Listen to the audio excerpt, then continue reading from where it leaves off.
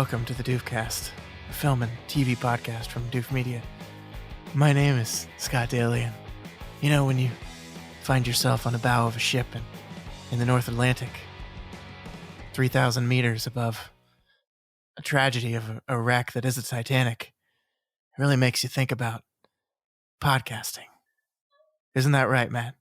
Pozdrawiam. Pozdrawiam, Scott. What? How's it going, Matt? Oh my gosh. It's going well, Scott. Not a fully formed intro. This week on the show, it's a different episode for us. We are continuing our Deconstructing Director series covering the films of James Cameron. This time around, we're covering Cameron's 8th film, which is a documentary feature film. We're talking about 2003's Ghosts of the Abyss. And before we move on, you need to tell me what those words in Russian you said. No, I was saying, please focus, Scott. Oh, okay. Well, I mean, no, I wasn't. That's what I was trying to say, but I don't speak Russian. Well, it's perfect. I mean, a perfect Russian, I would say. No, I'm sure that we made some of our Russian listeners laugh, though, which is the important thing. Sure. So yeah, we're going to be talking all about this documentary. And then I wanted to wrap up this week's episode kind of just talking about documentaries in general. It's not a topic we talk about on the show very often, and I think that's kind of a shame. And so we're going to rectify that by just talking about some documentaries we love at the end of the show. That's right. We rarely talk about documentaries, but we do enjoy them. So this will be a fun opportunity to talk about some. Absolutely. So let's talk about the main documentary event first. Let's talk about James Cameron's Ghosts of the Abyss.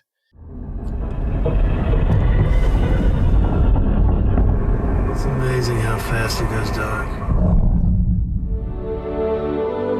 This was the Titanic. It lies in its grave at the bottom of the North Atlantic. You approach it with incredible reverence. Try to imagine what it must have been like to be on the bridge that night. Iceberg, right ahead! Somebody pinch me, I'm dreaming. Wait till we go inside. Matt, what is this documentary all about? James Cameron and Bill Paxton, director and actor of the 1997 film Titanic, travel to the final undersea resting place of the ill-fated ship of dreams. That is right. This documentary came out in 2003. I actually read it was a IMAX 3D production, so we didn't quite get to enjoy that part of it, Matt. But I can imagine how impressive and amazing it looked. And I think that the whole thing was James Cameron became very obsessed with Titanic for a very long time, and then he made a movie about it. And then he continued to be obsessed with it and needed an excuse to go down there and look at it again. And so he said, I guess we'll film a documentary. That'll allow people to pay for me to go down to Titanic. And why don't I bring my friend Bill along? It really did seem like James Cameron just wanted an excuse to do this and financed it as a documentary just so he could have a little expedition like an 1800s gentleman. Yeah, it's really weird because there is almost no narrative structure to this documentary, right? I think documentaries are really interesting because even though it's about real life subjects, there is still a story to them because the story is what the director and the people making the documentary put together, what they choose to show, what they don't choose to show. And really, there's no driving force of this. There's no thing that they're trying to discover specifically. It's just kind of James Cameron fucking around in a sub for an hour and Bill Paxton being moderately afraid and all the scientists being very nervous because James Cameron doesn't seem to give a shit. I think my favorite part is when he's trying to get the little robot through the very tiny door and there's all this glass on the bottom part. And you can hear probably one of the people who created the robot going like, don't go in there. And he just does it. He just does it because he doesn't give a shit. Yeah. I mean, there's definitely, it's funny because I think you're right that there was no like planned sort of, it's not like they sat down and wrote out what they wanted the documentary to be. But basically what happened is they just got a bunch of footage of everything that was happening. Yeah. Although what's surprising is that a narrative structure emerged from that because holy shit. Yeah. And it's funny because all I texted you after I finished watching it was just like, I can't wait to talk about this. And I was intentionally holding back because I didn't want to tell you like all of the plot twists basically. Yeah, who knew a documentary could have a plot twist, but this one does. Yeah. So I mean, I get like it's funny. There's two plot twists. can I tell them the main plot twist, Scott? Do it. So as they have finished one of their expeditions where they go down in the subs and they look around and they get pictures of stuff and they tell us, and this was the banister where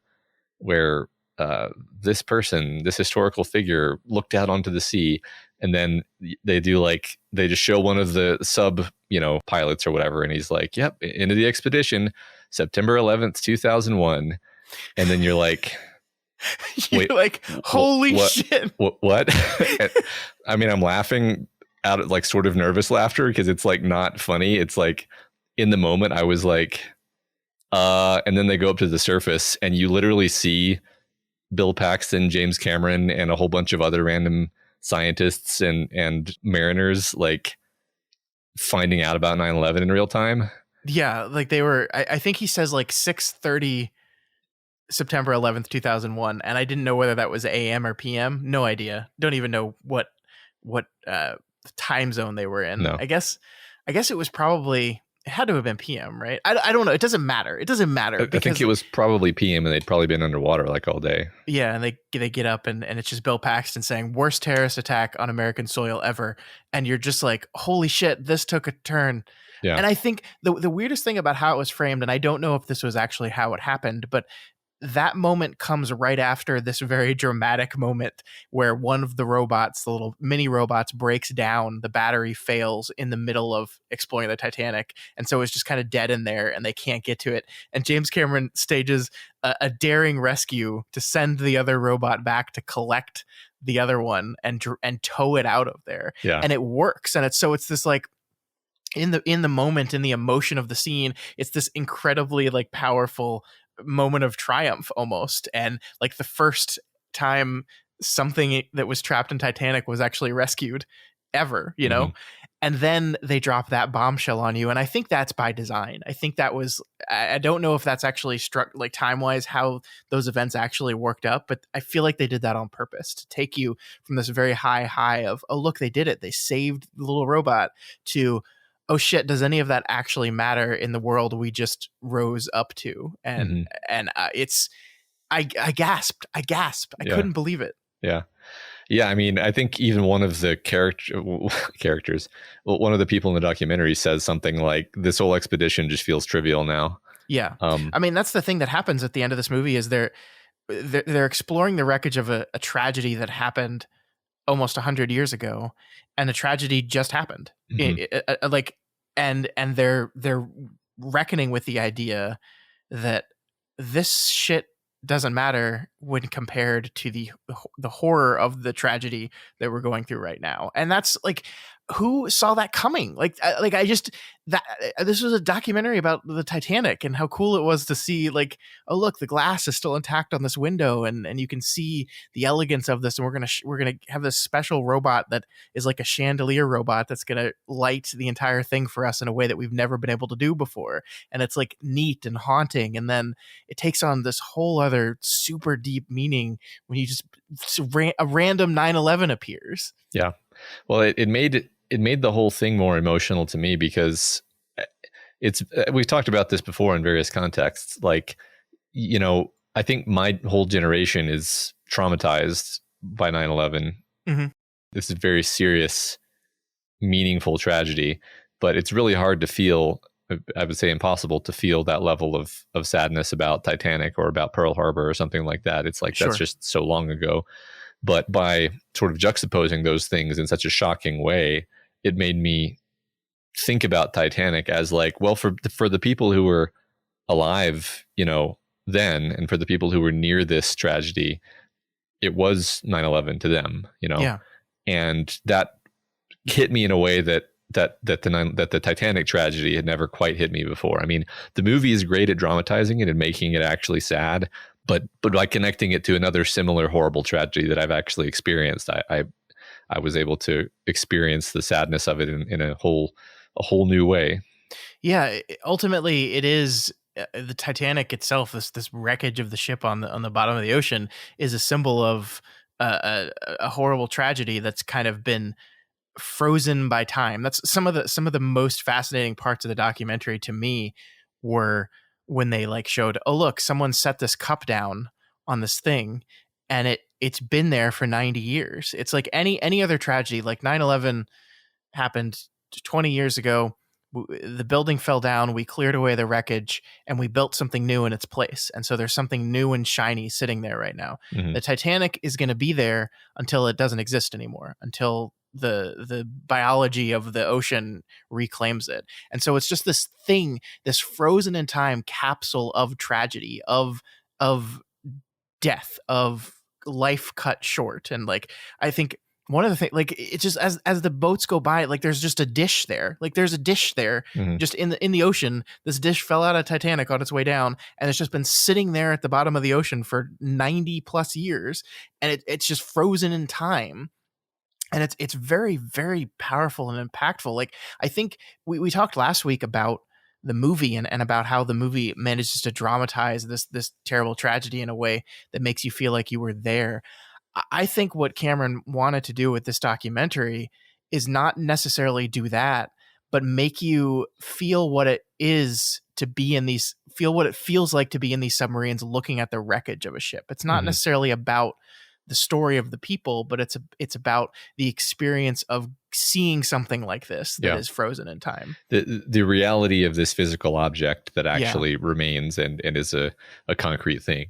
And a rather just visually stunning thing. I think that might be the thing that I'm projecting maybe, but might be the thing about Cameron that's most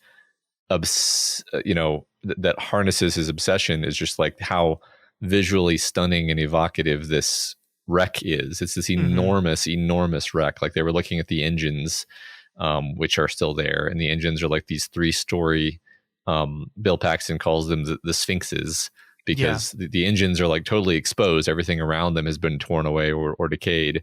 And there's just these gigantic 3-story like towers of industrial metal that are all, caked in rust and deterioration, but they still look stunning, especially when they're lit the way that Cameron is lighting everything.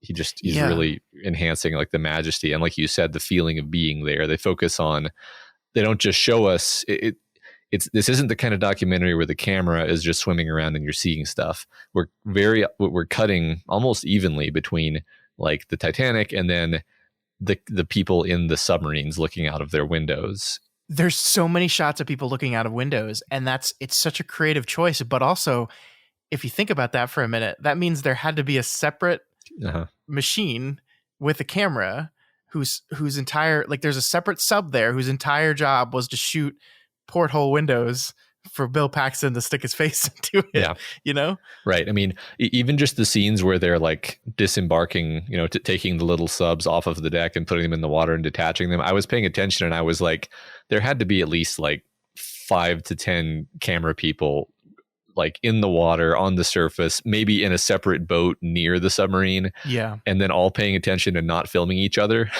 Yeah. Because there's just so many cuts between these different points.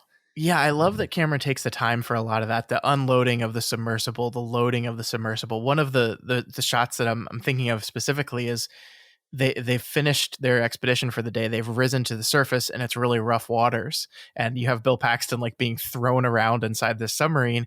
And on top, you've got a guy standing on top of it, and his job is to reconnect the submersible to the crane that's going to pull it out of the water. And this guy is like holding on for dear life, struggling. He falls off multiple times to get this crane. And Cameron just like puts a camera on him and sits there, and we just watch him struggle with this thing. And it's just this this is when you think about, the expedition to visiting the Titanic, you just think about like the haunting images. You don't think about the work that goes into all this. And I do like that Cameron takes the time to highlight some of that stuff. Yeah, absolutely. There's a lot of focus on what does it mean to go on a big, complicated expedition to the middle of the Atlantic Ocean. Yeah. It's really quite an engineering undertaking. Yeah. And Bill Paxton, being the new guy, gets to kind of be the audience surrogate with all the concerns and fear. Like, I love the first time they go down when he's like, oh, is that the oxygen? Yeah. It says 21. Is that good? Yeah, it's fine. So when do we worry about it? Yeah. Is it like 19 we worry about it? And the guy's like, he's a Russian guy and he barely speaks English. He goes, 19, no problem. And Yeah. And then he's like, so that humming noise, is that normal? Right. I was, it's funny because I kept going back and forth between like, okay, is Bill Paxton hamming it up and like trying to make some good footage by acting scared, or are we just seeing Bill Paxton scared shitless because he's going down under like 10 miles of water and seems maybe a little bit claustrophobic. It's got to be a little of both. I mean, the thing is, you're a performer and you know there's a camera on you, and so you're probably going to be an escalated, elevated part, like kind of yourself anyway. But I do think some of that was genuine nervousness. I mean, it's scary. You're going thousands of meters down in this little tiny, like, I think, you know, you don't think about how tiny those submersibles are. They really are. And it's a 3-man sub. In this case, it was Paxton, the pilot, and the cameraman. And then the other one had James Cameron, a cameraman, and their pilot. And the thing about it is, because it's such a small vehicle, they have jobs to do. Like Bill Paxton has to be on the radio and communicating and like being part of the crew. He can't just like sit there and observe it all. Yeah, it was funny. And I don't know, it gave me all kinds of interesting emotions watching like James Cameron and Bill Paxton being the guys on the radio going back and forth. Cause it's like, I'm pretty sure this isn't just like cinema. Like, this is actually them. They're the ones who are responsible for this job, and they're really doing this job. These, you know, and you're basically watching these two guys who, you know, I kind of think of both of these men as awesome artists that I admire for their art, and you're just seeing them do this job, which is completely, you know, functional, and they're mainly just paying attention to the task that they're doing. You know, they're not really performing. Even Bill Paxton, I think he often is performing, I think, but there are some bits where you're just catching him in the middle of his day, right? Because I think they probably took hours and hours and hours of footage, and Bill Paxton was not on the entire time. Yeah, no, you're right. I think, yeah. So one of the things, going back to the ship itself, I don't think I've, like, you're absolutely right. The scale of the ship, like, I think I've like, we've seen this wreckage. I've seen the wreckage of the Titanic many, many, many times throughout my life, watching documentaries, watching the movie Titanic. And I think the thing that I like that the documentary focused on this time was the boat is actually like at least the front of it is actually pretty buried in sand, because it hit front first. And like, so it got buried in sand up to the anchor. And so like, that's one of those things that helps hide the size of it, because most of the shots, when someone wants to show you a shot of Titanic, most of the shots are from the front of the ship, right? It's the most distinctive part of the ship, and so it just makes it look smaller than it actually is. And as you said, when you get to see the engines, when you get to see the back of the ship and the parts that are less submerged in the sand of the ocean, you realize just how fucking massive and huge this thing was. Yeah, it's fantastic. And it's just there. Like, I can't get over, like, this documentary fully worked on me in a way where I was just like sitting there watching it and being like, it's just there. There's just a ship. Look, there's a brass bed that maybe Molly Brown slept in. Yeah. And it's just there. It's just preserved. It's like if the Titanic hadn't sunk, it would have just been a ship that would have just gotten old eventually and eventually been decommissioned, and they probably would have salvaged it and broken it down. And and here it is, just there. I found it really fascinating, the moments where they talked about, like, it's almost as if being down here has made it more beautiful in some ways. And I'm not saying I disagree with that sentiment, but I think that just shows you how powerful it is to be down there. That like, oh, look at these metal lined windows, these metal framed windows that have rust and barnacle growing on them, and then the light hits them in a way, and they reflect in a way that they never would have above the ocean.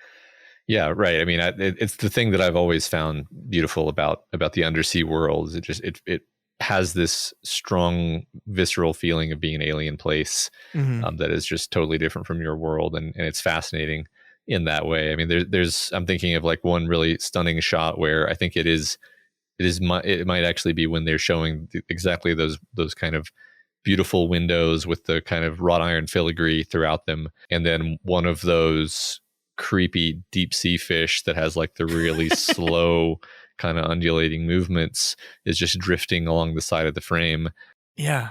And it's just so, alien and weird and beautiful. I think Cameron, his goal had to be something like, I have to get other people to understand how awesome and otherworldly this is. Yeah.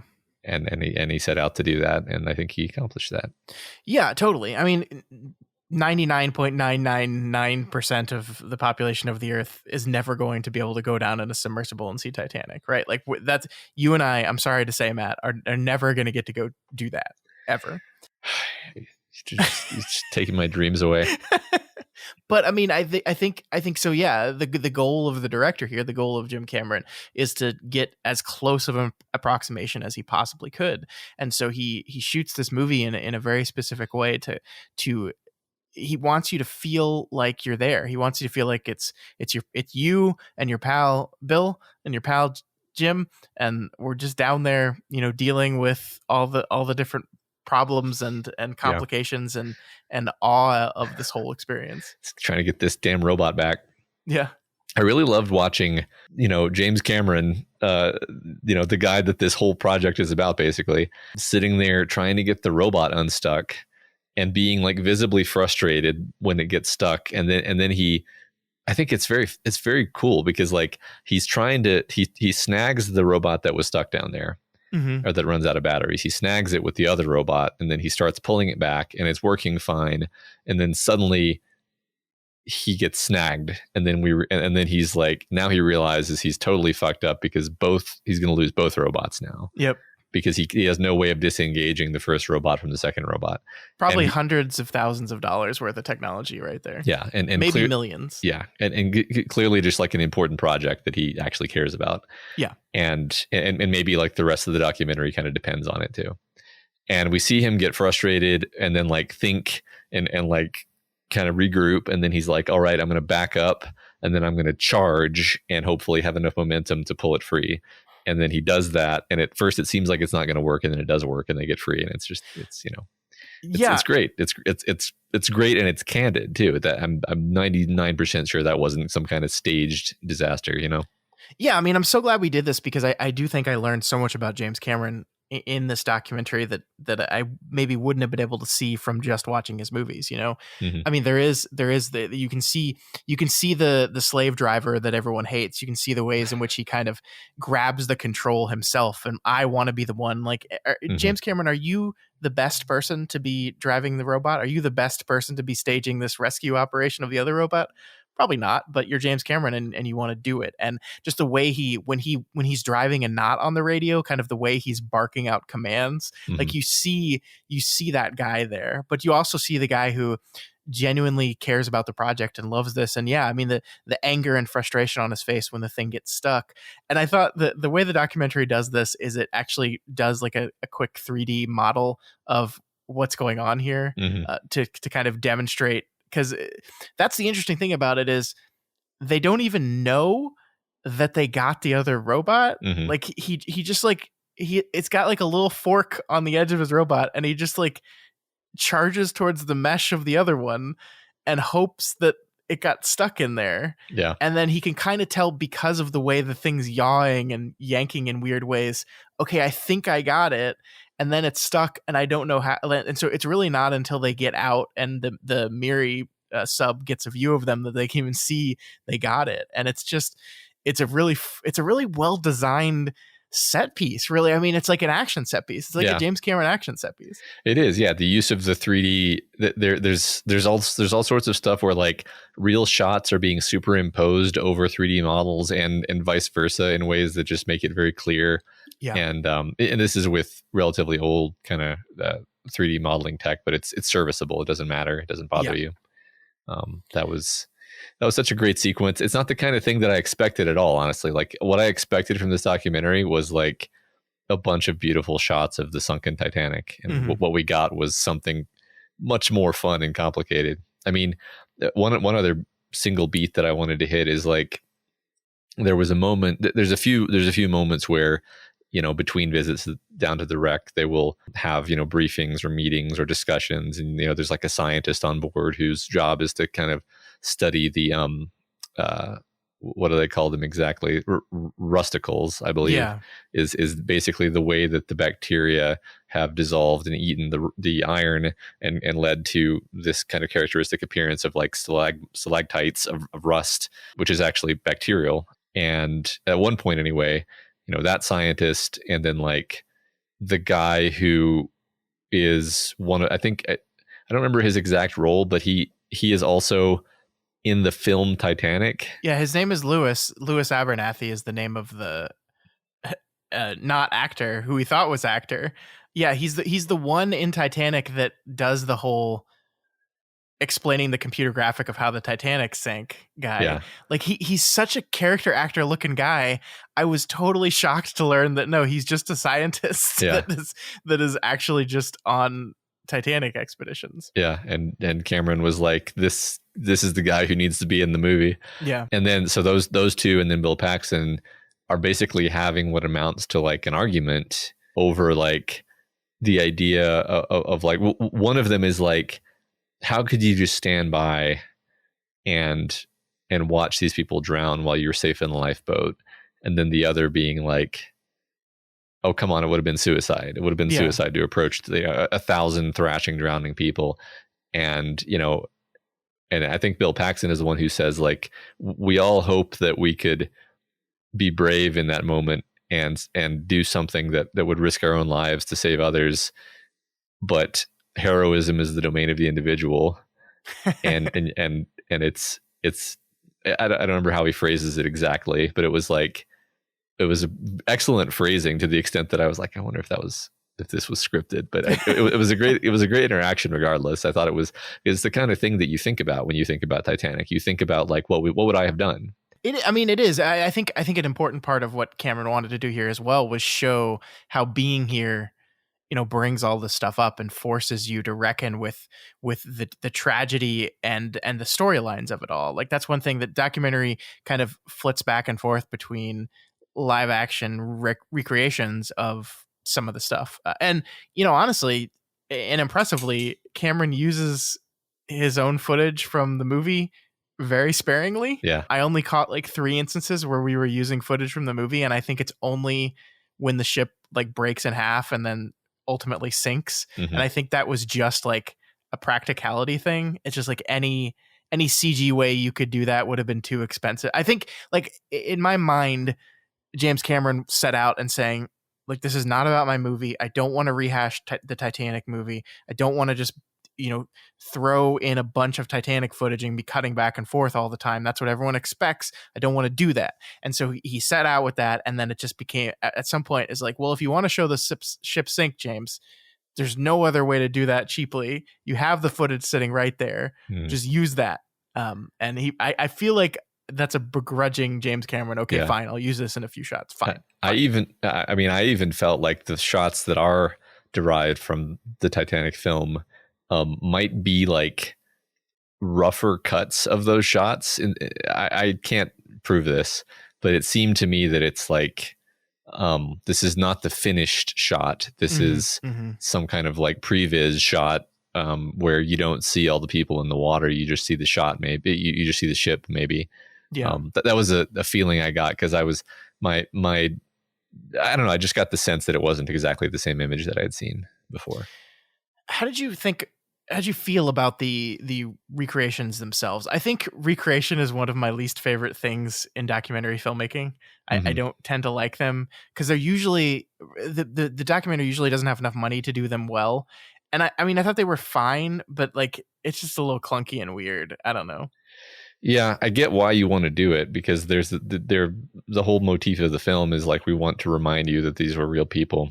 Yeah. And the recreation, I guess I like the concept of like what they were doing, where they would overlay what the ship looked like from like, no, okay. What I really liked is when they would overlay like a photograph. If they had some photograph from the actual Titanic and they would overlay that over like a piece of the actual wreck as they were floating by it in a superimposition way. But I didn't really feel one way or the other about the recreations where they would have actors doing that basic thing. Yeah, I just they're didn't silly. care. Yeah. They're silly. But yeah, no, I really do love. I loved the parts where like we're talking about the final boat to be lowered down, the final lifeboat, and then we cut to the scene of the iron. I don't know what it's called, but the crane thingy that held the boat up so it could be lowered, and that's like still there, still attached to the boat. Like I just that moves you. That's powerful. It's like, oh, but there it is. It's right there. It's right, and we just. So the recreation like serves to clarify the image of what you're looking at, because a lot of the stuff is very in bad shape. It's in bad shape. Like even the scene with the engine, like we kind of cut to an image of what the engines look like to remind you of, because it just looks like you're looking at a big old rusty huge object thing that you're not exactly sure what it is, and that stuff helps you kind of crystallize what it actually looked like. Yeah, the thing that I don't like about the recreation specifically is that I always feel skeptical that is correct. Like, for example, they would show the people going to eat dinner in the dining cabin, and I'm like, okay, I can buy this for the film because it's a movie, but now you're asking me to believe that all these people really got all this dressed up to go have lunch and like wear their frilly hat and their frilly dress, and the man would wear a full 3-piece suit and all this. I'm like, you know what people look like on real cruises? They look like shit. Okay. they're wearing t-shirts and shorts to lunch. So Matt, this was 1912. But okay, so maybe you're right. Maybe they did wear a 3-piece suit to lunch. But when you do it in a recreation, I'm just doubtful. If they had a photo of it, then I'd be like, oh, cool. They wore suits to lunch. Didn't know that. Or didn't believe that. That is, I mean, that's an interesting thing. You see so many recreations and even movies of early 1900s, 1800s with people like always immaculately dressed and in multiple layers, and like you just think, God, that's gotta be uncomfortable. I mean, certainly most people didn't actually dress like that all the time, right? Like if I know something about people, we're gonna wear the most comfortable, most breathable thing we can wear possible. But I don't know, and I feel like on a luxury cruise liner like the Titanic, like you're at dinner, you're gonna dress up. I feel like that's what they wore, Matt. Don't take this away from me. I don't know. I honestly don't. I feel like we've sort of already seen that, like, now whenever a film does like we're doing the 80s thing, then everybody's wearing this like caricatured 80s garb that yeah, some people wore that, but mostly people just wore like blue jeans and t-shirts, anyway. I think everyone dressed like that in the 80s. I don't know about that, Scott. I don't remember the 80s that well, but I don't think that I didn't have a perm in the 80s. Let me put it that way. That's disappointing. Yeah, I know. I'm sorry. So I don't know. We're really hung up on the question of whether everyone wore 3-piece suits to lunch, and I think that this means that we need to look this up and figure this out sometime. And we'll figure it out. We'll come back and tell our listeners the answer. The interesting thing to me about this documentary, though, is like it's not really designed as if you know nothing about the Titanic, here's what we're going to teach. We're going to teach you about everything that happened with Titanic. I think the documentary assumes you have a lot of knowledge. It gets into some details about some of the characters. Like I didn't actually know that the conversation that Ismay had with the captain about going faster so he can get in there a day earlier was actually real. Like that someone that survived overheard that conversation happening, and that was actually a real account of what happened. I didn't know that, but I think for the most part the documentary makes a lot. Honestly, I think what the documentary does is assume that you've watched the James Cameron movie Titanic. Yeah, which is a fair assumption since like everyone did, but right. Yeah, and when this came out, it was I guess it wasn't following that close on the coattails. It came a good 6 years later. So this is actually something I want to talk to you about, Matt, is this idea. So James Cameron makes Titanic in 1997. It's the biggest movie ever, the highest grossing film of all time, wins all the awards. James Cameron makes so much money. He's the hero of the film industry. There's all these stories about how he like gave up his salary to make sure this movie was going to be made, and then it ends up paying off because he took like a back end percentage of gross deal instead of taking a salary, and everyone loves him. And then he doesn't do anything for a long time. 6 years later is when this documentary comes out. Now, granted, it was filmed in 2001, as we learned shockingly. Mm-hmm. But I wonder. I mean, there is only one more James Cameron film, not narrative fiction film after this one. Avatar is it, and there will be more. Avatar 2 is coming out next year, and we'll see after that. But I don't know. Like, to me, that feels like a person who summited Everest and is just like, well, now what the fuck do I do? Like, Yeah. I mean, and I know, like, he's James Cameron, so he's always busy. He's producing things. There were all these shows and things he was executive producing and helping out. And but as a director and a writer, he really just didn't do much. And I got to imagine it's pretty overwhelming, right? To the thing about Hollywood is, especially if you do something incredibly successful, they're just like immediately, okay, what's next? What's your next project? We need to know what your next project is. We need to get started on this. We need to strike while the iron's hot.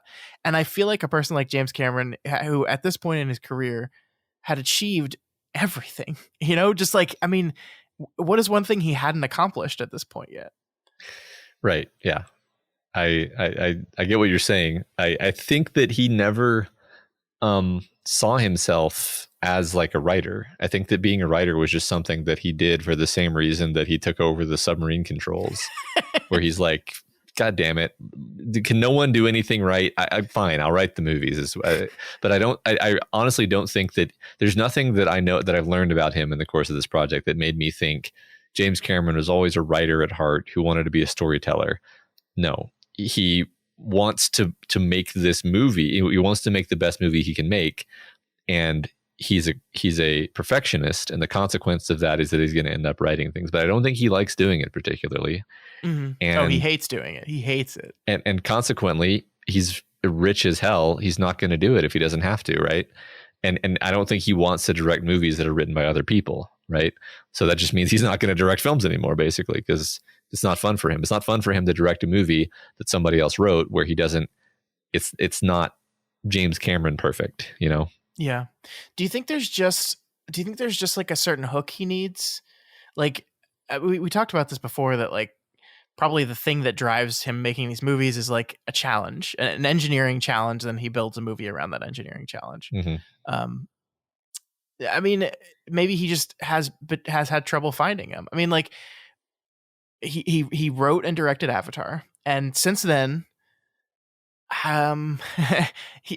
outside of the Avatar series, I guess he wrote the screenplay for Alita: Battle Angel, which is, by the way, it's a fucking awful movie, and I don't understand why people still think this movie's good. This is a terrible, terrible movie. One day we should just do something like, it's not part of Deconstructing Directors, but we should just do. We should just talk about that movie. We should just talk about this movie because it's so bad, and so many people were obsessed with it, and I'm just like, God, this is a terrible movie. Anyway, that's a total tangent. But he wrote the screenplay for that movie, did not direct it. That's one of the few. I think there are only 2 films in his entire career that he wrote but didn't end up directing. I think the other one was a story called Strange Days, where he was planning on directing it, but scheduling just couldn't line up. And his wife at the time, Catherine Bigelow, ended up directing that one, but he wrote that script. And those are the only 2 instances of this. Mm-hmm. And that was 1995. So that was pre-Titanic. Yeah. Yeah. I mean, I think you're basically right. I think especially in this, I think Avatar, we'll talk about Avatar more when we get to Avatar. But the thing about Avatar is, it's like, honestly, what technical challenges can remain even in principle once you have shown that you can do, integration of mocap driving giant blue cat people with photorealistic, perfect looking, amazing, beautiful CGI worlds, and harnessing all of this together with live action humans in the same shot. And then, hanging that all together off of a pretty fun story. What else is left? Like, what else is left in the realm of engineering a film? Like you do all that, but then you put it underwater, which you do is all Avatar that. 2. That's a great point, Scott. And I part of me is surprised that we haven't heard that he's starting a space company, because then the only remaining challenge would be shooting everything in zero gravity. Which, now that I've said that, I'm like, yeah, if he lives long enough, he's going to want to shoot a film in zero gravity. So I know we're going off topic a little bit here, but as we were talking about Avatar, I happened to look up Avatar 2. James Cameron is not writing that film, which is a surprise for me. The writing credits show James Cameron as characters and Josh Friedman as the screenplay writer, who wrote Terminator Dark Fate. He wrote that Keanu Reeves movie Chain Reaction in the 1996. Oh man. And he's apparently also a writer on that Snowpiercer television show that Michael liked so much. Okay, fascinating. So yeah, I mean, that's interesting, right? I mean, that's maybe we'll talk more about that when we get to Avatar, but considering how obsessed he is, like he announced 47 Avatar movies, I'm a little surprised. Yeah, like I mean, I don't know how accurate this is, but Avatar 3, Amanda Silver and Rick Jaffa are listed as the screenplay writers on that one. Again, James Cameron only characters. Huh. Avatar 2 and 3 have already been filmed? What? Yeah, it's funny. I'm looking at the Avatar 2 Wikipedia article, and it's funny because it's just like, it's got more information on this Wikipedia article than you'll see in a lot of movies that are actually released. So I wouldn't be surprised to learn that it had already been filmed based on that. Yeah, so what it says is Avatar 2 and 3 are in post-production. Avatar 4 and 5 are filming right now. So I guess he's doing them 2 at a time. I don't know. I guess so. And apparently Jermaine Clement is in Avatar 2. So excellent. Get ready for that. Now that I look at, interesting. So, okay, the basic page of IMDb, but when I went and looked at the full cast and crew, it does say James Cameron's screenplay for Avatar 2. So I don't know what to believe anymore. Okay. I think he probably wrote the screenplay, or at least had a hand writing the screenplay. Once again, I can't believe that that the man that we have come to know would want to direct a movie that he did not have a strong role in writing. And by strong role, I mean, like, even if there were other writers, he's in the room being like, no, not that way. No, that's not how it's going to go. And it's like, fine, James, just tell us how it's going to go. You're so right. Yeah, you're so right. Was there anything to kind of attempt to steer the conversation back to Ghost of the Abyss a little bit before we wrap up? Was there anything I felt it was Bill Paxton is dead, right? Yes. Like, he died in, I think it was 2017. So at the time of this filming, he had 15 more years to live, unbeknownst to him. And there is something I felt like really moving to me where we have these scenes, these obviously scripted scenes where Paxton's like hanging out at the bow of the ship, like looking off into the distance, pondering existence, while his voiceover is playing. That obviously Cameron staged these things. But I don't know, those things hit me a lot. Like, listening to Bill Paxton get into detail and talk about what this experience was to him and what it meant to him and what it means to think about, these tragedies. And I don't know, like, there's something about that to me, knowing that he died much sooner than anyone thought he would have, really messed me up a little bit. Me too. That definitely amplified all of the other feelings that I was having about the movie, because I was more sad at his death than I have been at any other celebrity death that I can think of. He's in so many of the movies that were important to me over my life, including, the ones that we've talked about on this very Deconstructing Cameron series. And he was young and he had a family, and it was tragic and unexpected. And I was just like, this sucks. So yeah, I was thinking about all that while he was doing all those things. And, you're kind of getting to know him a little bit better watching this movie. And I did find all that very poignant. Yeah, I loved the opening of the movie is just like, so yeah, Jim was talking about going back to Titanic, and he like once just like kind of threw it out there, like, you want to come with me? And I was like, oh yeah, sure. And then he called me up and said, no, we're doing this. Yeah. Like, that's just, that must be what it's like to have a friendship or even a working relationship with James Cameron, where like where a normal person would just be like, oh yeah, like we'll get lunch sometime. But James Cameron will be like, no, Yeah. we're going to get lunch on Tuesday. I'll see you at 11:30. Yeah. Bill, you'll be joining me on the expedition. Click. Yeah. Command. Yeah. It's great, and I'm very glad we did this. I enjoyed this. It was a pretty quick watch, this documentary. It's only an hour long, pretty short. Yeah, it was a refreshing watch. I mean, that's one thing I like about documentaries is they're usually very kind of digestible, put it that way, where like they don't put the same demands on you that fiction often does. Mm-hmm. And they're edifying, they're educational, they're always visually interesting. I think that's one of the hallmarks of a documentary, is that they're usually going out of their way to make things visually interesting. And this documentary hits all those points. Yeah, I do have to revisit our question from last week, though.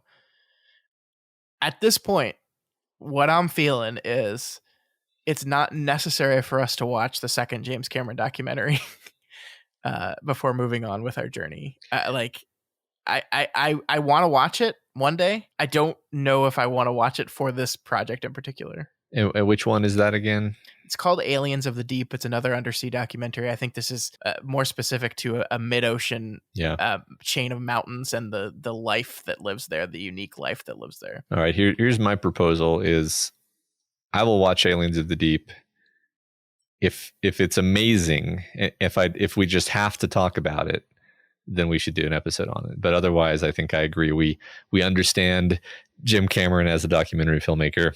Yeah. And we, if there's anything throwaway that's somewhat interesting, then we can bring it up in our sort of James Cameron retrospective discussion. Sure. I think that's fair. And I want to really move on to Avatar because I have not seen that movie in a long time, and so I'm excited to try to revisit it. I have seen it much more recently, and I am also excited to revisit it. Cool. All right. So you'll let me know about Aliens of the Deep. I will let you know. Doof. All right, let's move on to our second topic of the week, where we're going to kind of open it up and talk about documentaries more broadly. I love the documentary form. We talked about kind of why with Ghosts of the Abyss, but I really love watching documentaries, and I the older I get, the more I enjoy them. And I think the only other show we've done on a documentary is The Act of Killing, which was one of the most powerful documentary experiences of my life. Like, that movie destroyed me in a lot of ways that I did not expect. Yeah, absolutely. So, I mean, what is it like? What is your favorite type of documentary to watch? I guess is the way I can start this. From pure enjoyment, I usually enjoy nature documentaries, especially ocean. Getting to see these beautiful things, these rare things that you would never get to see in a million years in real life, and that they're real and just beautiful animals and nature. That's my favorite. That's my favorite. Yeah.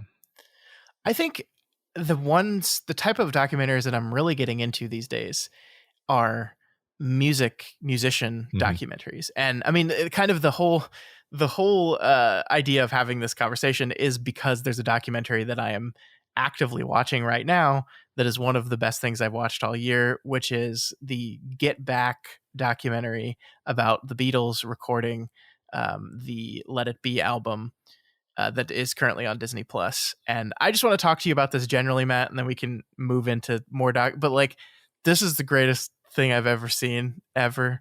I love it to death. Yeah, talk to me about that, because people seem to love it, and I'm the kind of person who's like, yeah, of course the Beatles are great, but I've never had like a Beatles phase. Sure. So, but anyway, enough about me. Just tell me what is so great about this documentary specifically. Yes.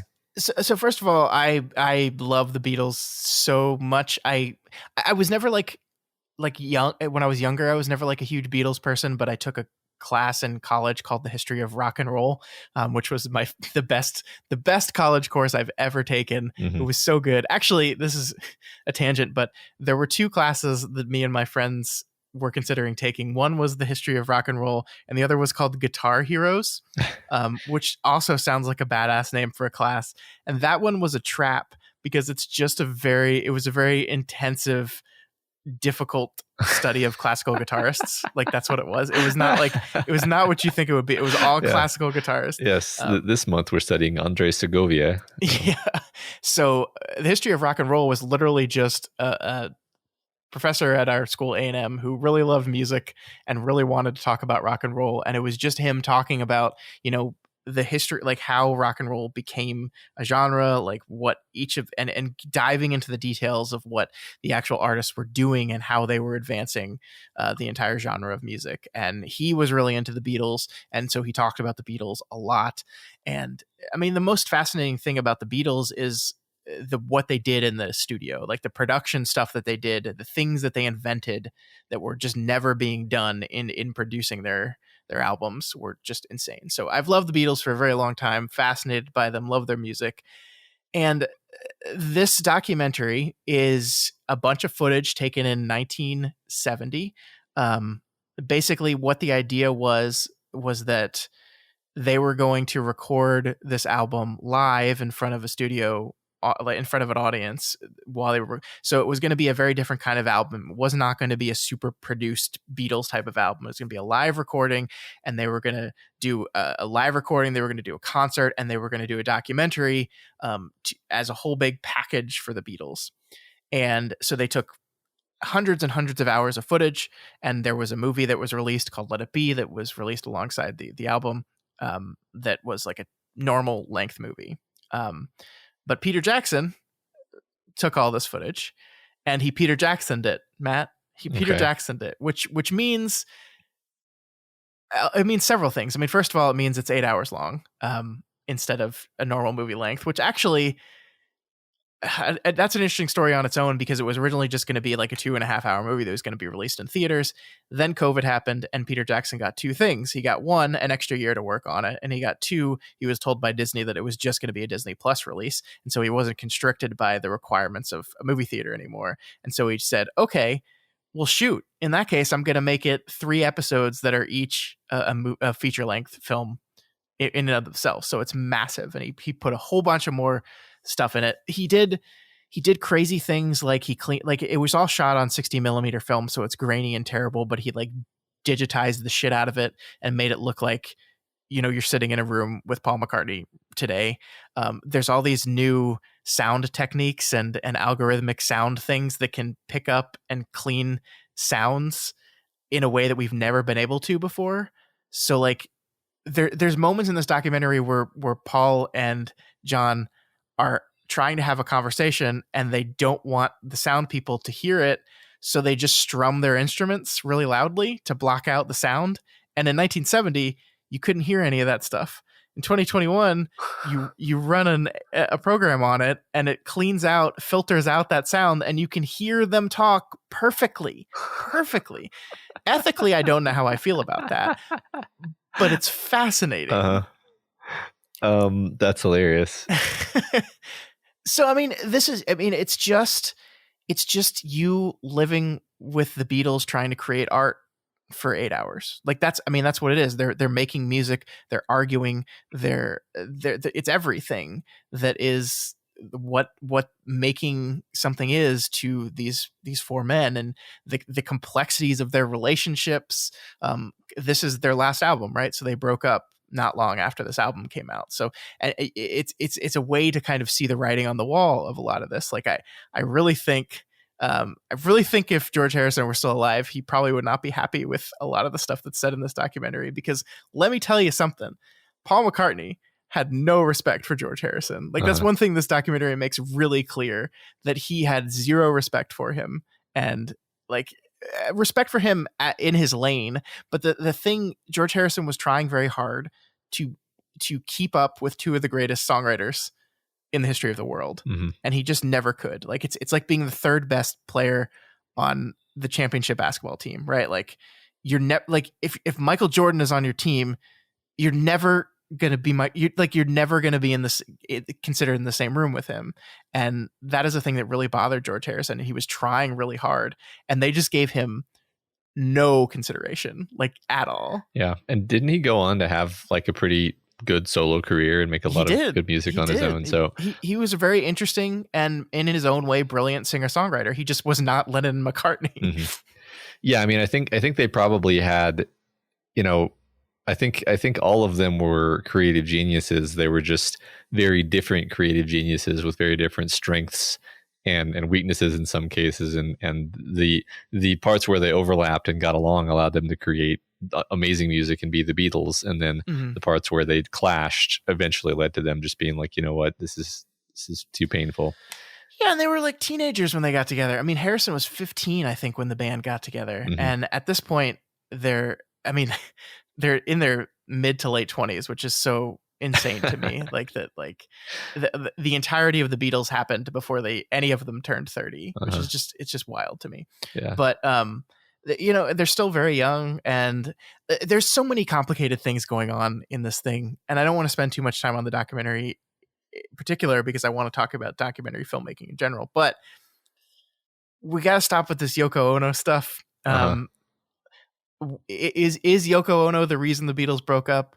No, she didn't do anything. She's just a woman who was dating a man who was really into her. I think the one thing you can say that this documentary shows, John Lennon is way more into Yoko Ono than he was in the Beatles. He is there the whole time, but she is there too, right next to him in this whole thing. She's right there. They're trying to make music, and she's like right there in the middle reading a newspaper.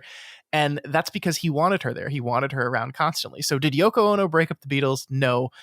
John Lennon's obsession with Yoko Ono probably contributed towards the tension. Yeah. But there's a whole bunch of stuff going on with all these people where they're just, I mean, in 10 years you change a lot, you know, and you want different things, and there's not one thing that breaks people up. Yeah. I mean, you pointed me to the one piece that I think people have been talking about the most, where Paul seems to just kind of sit down with like a 4-chord progression, and from that he extracts "Get Back," like in a single sitting apparently. And the funny thing about that to me was that it's Ringo, George Harrison and Paul sitting there, and they're like, where's John? And it's like, John's late. He's off doing whatever. He's doing whatever. And, you know, then eventually he shows up, and it's like, hey, John, you missed the first half of us creating this great song that's going to be remembered forever. Yeah. Because you were doing God knows what, probably just off with Yoko somewhere, right? Which is, again, that this is about John and about the band's relationship, not about Yoko. So yeah, I think it's a lot of sexism that was thrown at her that was unfair. So I feel bad for her in that. Yeah, I mean, like the Get Back sequence is, and this is why I love musical documentaries in the first place, because, you know, the act of creation is so inherently fascinating to me, and I think when it comes to music, it's one of the most easily filmable acts of creation. You know, like watching a documentary about the making of a movie is really interesting, but it's a lot of people in a lot of meetings trying to hash things out. You know, when you're trying to break a story, it's just a lot of talking and trying to mold the story. But like music, I feel like, and it's not like music isn't a lot of work. I think one thing this documentary shows as well is that even if you have that spark of creation, there's a lot of work after that initial spark that gets it from just an idea to a finished song. But yeah, like the wonderful, he's just strumming on his guitar, and like he's not even saying words. He's just vocalizing for a while. And then you can like see on his face when he gets it. And he says "Get Back" for the first time. And it's not as certain because he's not as sure about it. And then he runs through the chorus again. And then he says it louder with more confidence. And like, you can see when he's like, oh, I have something. And then you see Ringo perk up. And then you see Ringo grab his sticks and like immediately match the beat, which Ringo Starr gets a bad rap, man. He's one of the greatest drummers of all time. Like he just hears the song and immediately gets the backbeat perfectly. it's, and I mean, it's incredible. It's incredible to watch. And then of course you get to see all the thing that goes into it after that, which is, okay, we've got the chorus, let's write the words. What do we want this song to be about? And there's a lot of conversation and there's a lot of practicing to get it. Like there's a whole lot of work that goes into it, but that you get to see both of those things in the same documentary is fascinating and wonderful. Yeah, that was just so fascinating to me to watch, because what was amazing was that he's basically composing the vocal line and continually kind of honing the chord progression until he emphasizes what parts of the rhythm and what parts of the chords he wants to hit, and he's drawing out like what is to my ear the least obvious and least intuitive thing. Like this is why all music sounds the same, is because our ear gets trained. When I say all music, I mean like all popular modern music. It's because our ear gets trained to recognize a certain thing, and then we just get that ad nauseum. But like he just had a genius ability to hear non-standard, completely novel things that were buried in what sort of chaos, because he's just noodling, and then bring those out. And that was like, that's just genius in a single, single word. It is. God, it's so good. It's so amazing. So yeah, I mean, this documentary, I think even if you don't care about the Beatles, I think it's fascinating just to watch four men try to deal with each other. Like there's so much passive aggressive stuff going on here, Matt. Like George Harrison literally walks into the room one day and says, "Look, guys, I wrote this song last night, and the name of the song is I Me Mine," which is a song that ends up on the album. But it's like the words of the song is like, "Everywhere I go, all I hear is I Me Mine," and I'm like, guys, he's yelling at you. He's telling you you're being selfish and not considering his feelings. And they're just like, "Oh yeah, sounds good. Yeah, let's try it. Yeah." And it's just like, I mean, they're not stupid. They probably knew. Like there's this really fascinating scene later in the documentary where Paul and John go off. I think it's right after George Harrison quit. They go off and have a conversation about him, and they went off to be alone, but the producers of this documentary stuck a camera in like a flower pot right next to where they were talking. And so they picked up this entire conversation, and they're just so dismissive of him, man. They're just like, but they acknowledge that they kind of talk down to him and treat him bad. And I think Paul feels a little bit bad about that. And I it's so confusing because McCartney is definitely like the type A creative. Like that's one thing you see in the documentary. He's like, we got to have a plan. We got to write all these songs in 2 weeks. We got to have a plan. We got to be working on it. We got to be making progress. And Lennon's the just like, yeah, whatever. Yeah. It's so fascinating. So like the way they both approached Harrison was so different as well. And getting to listen to them have this secret conversation that they never wanted anyone to hear is, oh wow, it's fascinating. Yeah, again, it's the kind of thing where it's like, ooh, I don't know. Yeah, I mean, it's great that we get to hear their private business, but they did sign a release that says everything that they said will be recorded, so I guess it's okay. I do wonder if Paul McCartney calls up Peter Jackson and he's like, so Peter. Yeah, gosh. So yeah, that's Get Back, but I've watched a lot of musical documentaries lately. One that I've been trying to get you to watch, but I don't think you can because it's on Apple TV, is the Billie Eilish documentary. I forget what the name of it is. Let me look it up real quick. But this is, I knew who Billie Eilish was, broadly, because of she had very popular songs. Like the Bad Guy song was like just the biggest hit of whatever year it came out. But I didn't really know anything about her.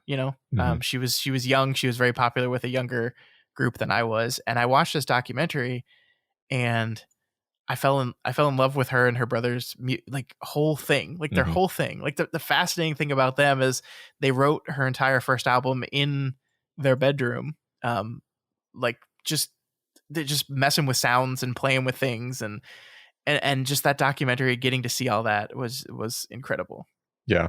I do still want to watch that one in particular because it's just a very fascinating story. That the particular thing about it that strikes me is that in this age, it would seem like any new pop singer needs to come out of the machine. Yeah. And it really does just seem like her and her brother were like, we're just so good at this that we're going to become the most popular. And it's not because, I mean, yes, there's a PR machine behind them, but they just aren't that good, you know? Yeah. Yeah. I mean, like it's one of those success stories of the idea of creator driven content. You know, they wrote the stuff themselves and they just threw it on YouTube and other music platforms, and it caught on. And then like it's that hardly happens for anyone, but it is the type of thing that kind of proves that if you are good enough, that can happen for you. And they are both extremely good enough, and put an incredible amount of pressure on themselves. Like poor Billie Eilish, like hurt herself multiple times performing these songs and just kept going. Interesting. Yeah, she just like when she performs on stage, man, she jumps around and like fucking destroys her ankle and then continues to jump around because she doesn't want to fuck the show up for her fans. It's I just kind of assumed maybe she heard her voice from performing too much. Oh, she did that too. Okay. Yeah, she did that too. Oh, don't you worry. Yeah. Okay. Okay. I don't know what other docs you want to talk about, Matt. I've kind of been bogarting the conversation here. So to be honest, I've been watching while you were talking. I was also glancing over like every popular documentary that exists in the universe, and I kind of realized like I guess I haven't seen as many documentaries as I thought. And also, it's kind of funny because all of the ones I could readily find that I had seen are not nature documentaries. I feel like in the world of like artistic, powerful, award-winning documentaries, nature docs always get the short shrift. Yeah, well, but the other thing that's funny is the first thing that I said in this conversation was like, the nice thing about documentaries is they don't put any emotional demands on you. And then I remembered as I was looking over these, I was like, The Act of Killing, King of Kong, which is like super emotionally investing because you really get into the story of the protagonist, right, of the documentary in this contest with this this villainous King Kong player, and then I also really enjoy like Pumping Iron, which is similar actually, where it's basically another documentary about two contestants similar to the King of Kong, where you've got Schwarzenegger and Lou Ferrigno and several other kind of legends of bodybuilding, but it's very much in the like the narrative of like Arnold and his conniving, backstabbing and mind games that he gets up to in that in that contest. It's very it's very dramatic actually. Another fun documentary would be Jodorowsky's Dune. That's another one that focuses on like a personality. I think that's kind of my Achilles heel actually, because it's like it's about this man. It's about the creation of art. It's about attempting to create it's Dune in particular, but also it's this incredibly ambitious piece of art that he's bringing in all these other artists to collaborate on, and it gives you a sense of awe at what could have been and just appreciation for all of these artists. And I know I just like very quickly ran through a few things there, but I did sort of find an accidental thread through the documentaries that I picked out that I actually like a lot, which is like documentaries about specific people as they struggle either in some kind of contest or struggle to do something really difficult. And that's apparently that's my cup of tea. I didn't realize that until now. What is the documentary? What's the guy that tries to climb? Is that Free Solo? Yes, Free Solo. I think I haven't seen that one. I haven't. I did watch a terrifying mountain climbing documentary, but it wasn't that one. It was a different one. Free Solo is less terrifying than it is just really sad to me, because I mean it's fascinating, but this guy is like so obsessed with climbing and doing these incredibly dangerous climbing things, and the real narrative that kind of falls out of that documentary is his girlfriend / fiance at the time, I think, and her having to deal with being in love with the person who does this to themselves, and what that emotionally does to her, and just it's so unfair. I mean, like on the one hand, you're like, well, you got into this relationship knowing who this person was, and that's the argument he makes to her.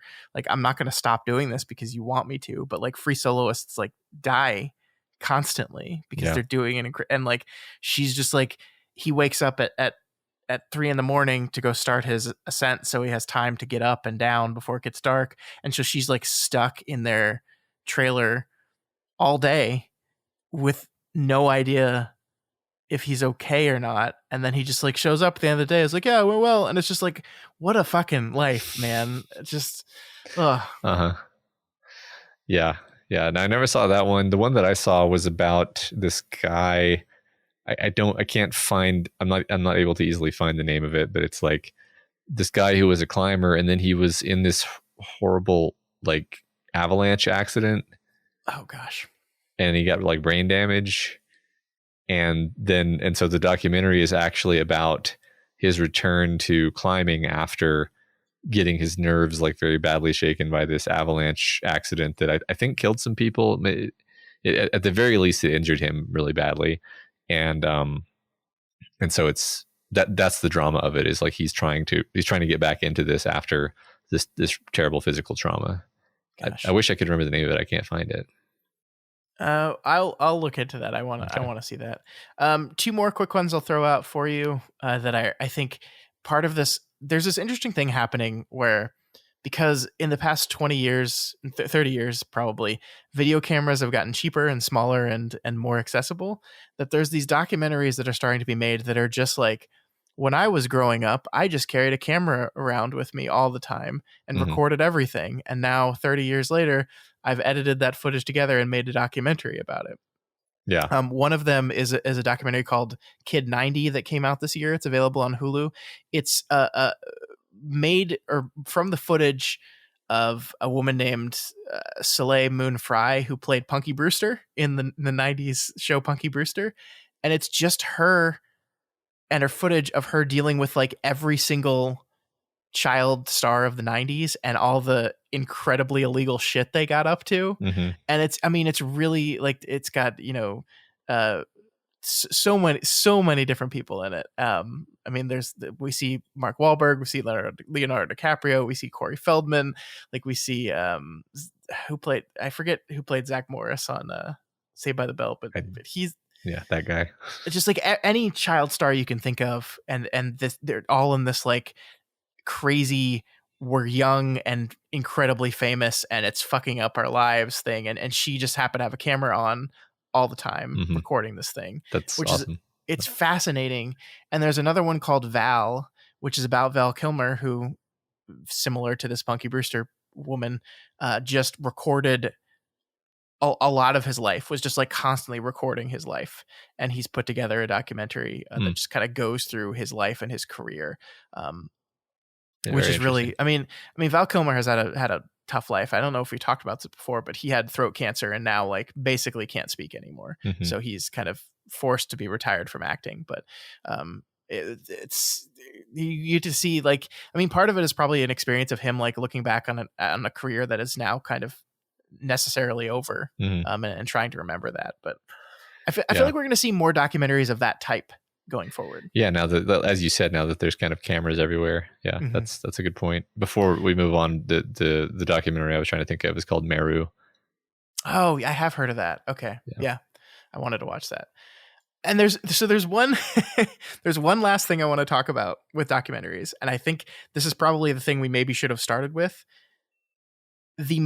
There is a lot of contention in the world of documentaries about how much you're allowed to change, at what point do you cross a line into untruth? And this has been a war that's raged in documentaries for forever. I'm trying to remember. I think the most recent, and we might have talked about this before, but the most recent version of this, there was a documentary that came out this year about, what is his name? Jeremy Bourdain. Where the documentary filmmaker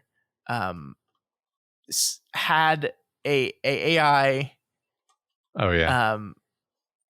recreate something that he wrote but did not actually say out loud. but they used AI to like pattern match his voice and get an accurate reading of him saying something out loud.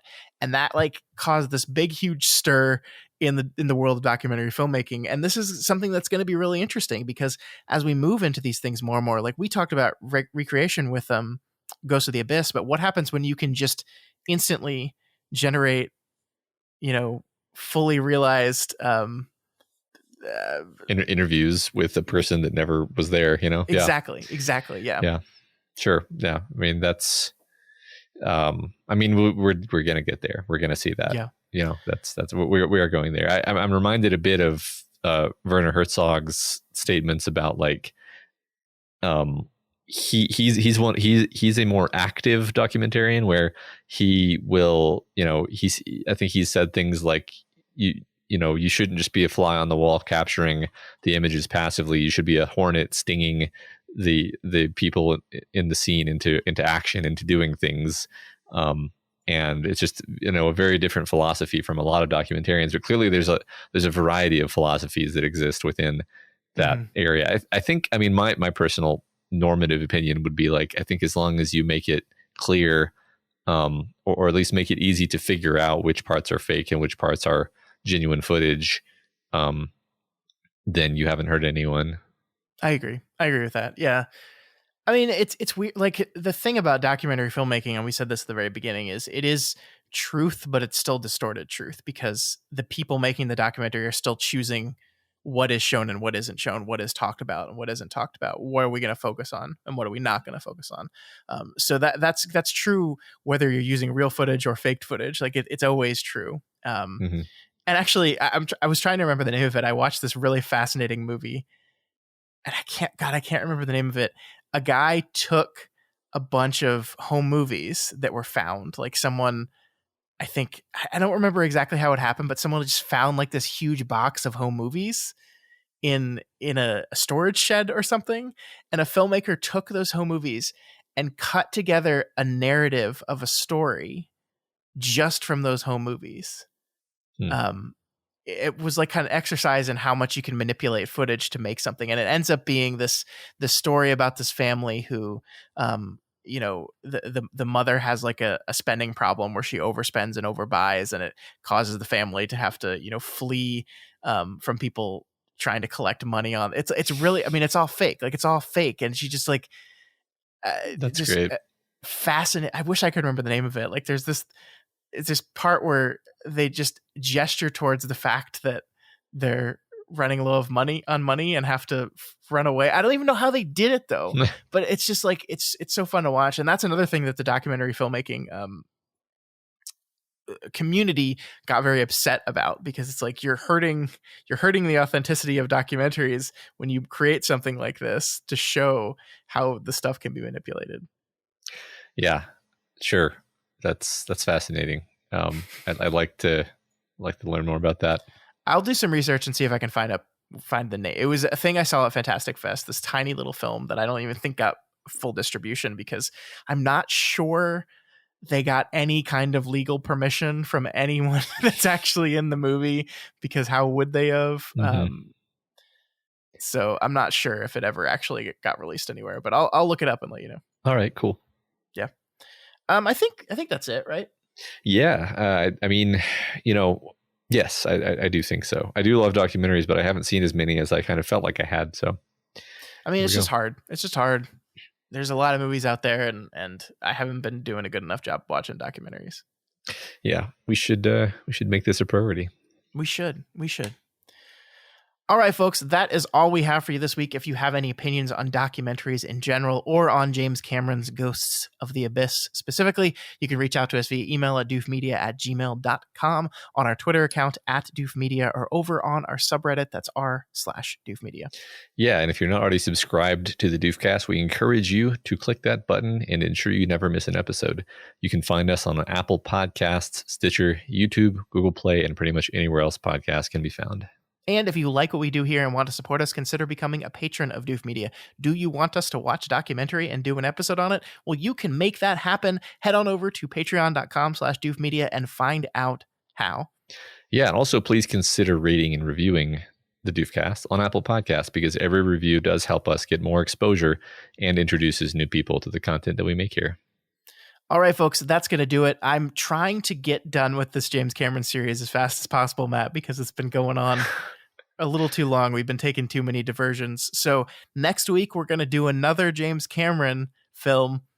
It might be the last one, depending on what Matt thinks of his documentary that he's watching. Probably will be. Probably going to be Avatar next week, and then we'll do our wrap up of James Cameron. So we'll see you next week for that.